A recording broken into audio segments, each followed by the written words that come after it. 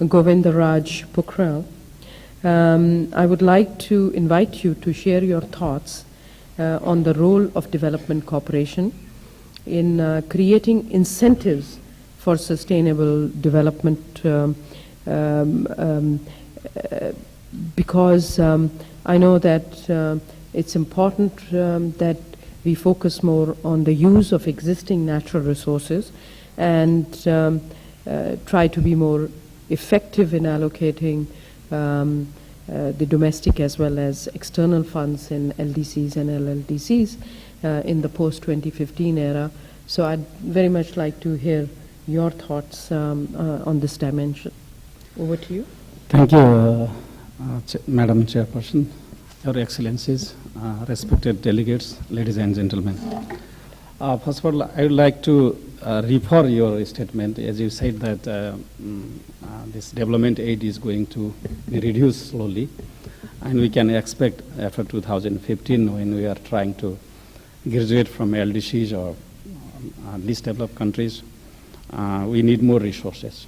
So this scarcely available development cooperation should be used to, especially to design the mechanism, incentive mechanism, so that the more private sector's investment can happen.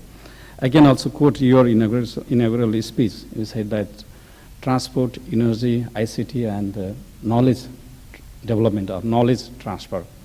And similar echoes was there in Nepal yesterday when Honorable Prime Minister of India visited Nepal, and he also said HIT means highway information and transmission line. So it's a regional cooperation. The resources we receive from development cooperation should be used to design or plan in such a way that we'll have a more regional connectivity, connecting markets and developing markets so that our natural resources can have access to beyond border. Because until now, the resources that we receive from development cooperation are being used in confined within our borders, within our boundaries. But markets are not within our boundaries. For example, I can quote, we have huge potential of hydropower resources. The development aid or cooperation we receive in our countries can be utilized from Afghanistan to Myanmar.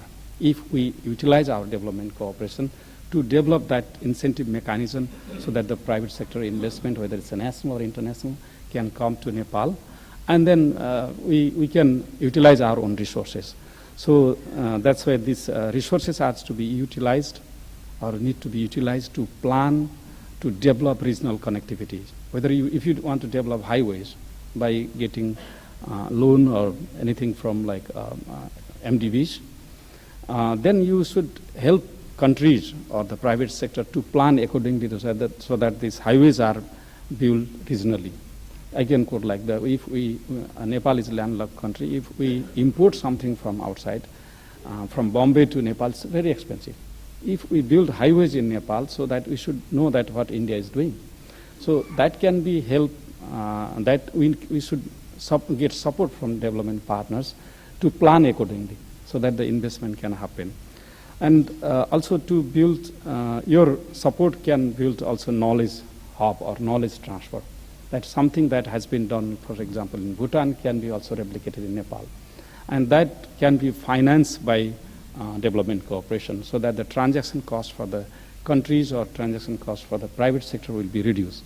And that is the incentive mechanism, because we cannot expect the conventional way of getting fund and incentivizing infrastructure development by ourselves or by development aid. And also one of the major hurdles is capacity in the sector. Because of not having enough capacity, it's a transaction cost or cost per unit production is expensive for private sector. And if you build the capacity of sector, then the cost per unit production will be less. So development cooperation should focus on that part so that the private sector's production cost will be reduced. So that is a new way of providing incentive for the private sector. And also, many people are unemployed in our countries. There are many SMEs who are utilizing natural resources, our own resources. We can provide enough job if we upscale existing SMEs, because rather than creating new SMEs, it takes a long time and you need to invest lots of resources. But there are traditional handicrafts, They are exporting many things. So these types of SMEs need to be scaled up by designing and devising clear-cut incentive mechanism.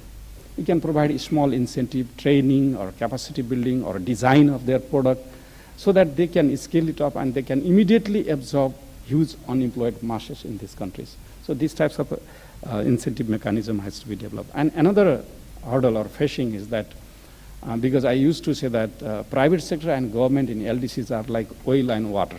They never mix.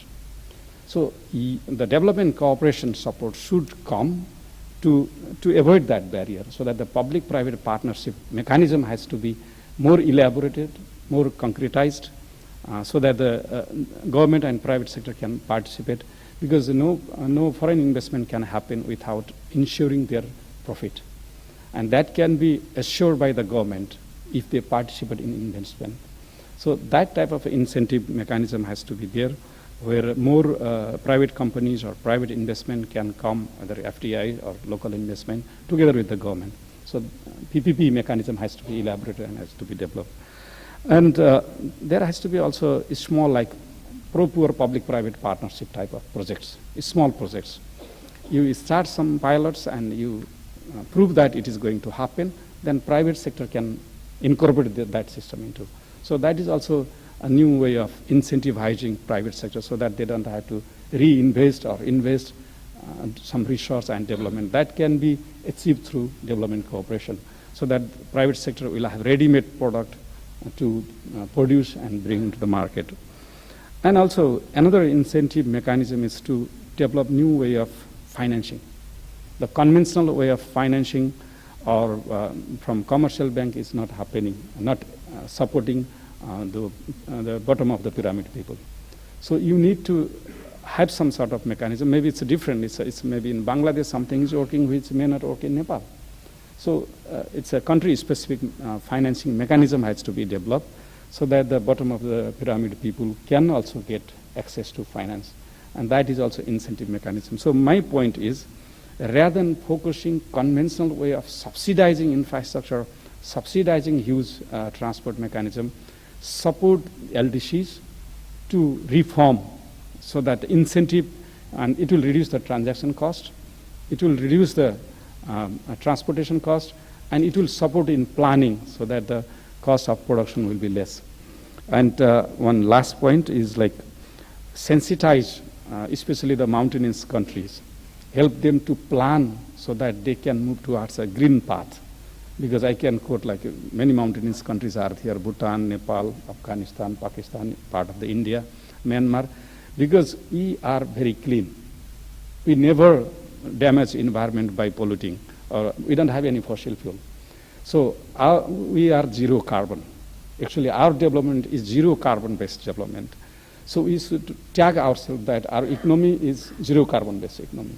So, and these mountainous countries need special support, special package of incentive to plan accordingly so that in future our products are produced in zero carbon country, manufactured in zero carbon country, and designed in zero carbon country, so that we'll have one of our own branding in international market and we can sell. So that is also another incentive package for these countries. Thank you.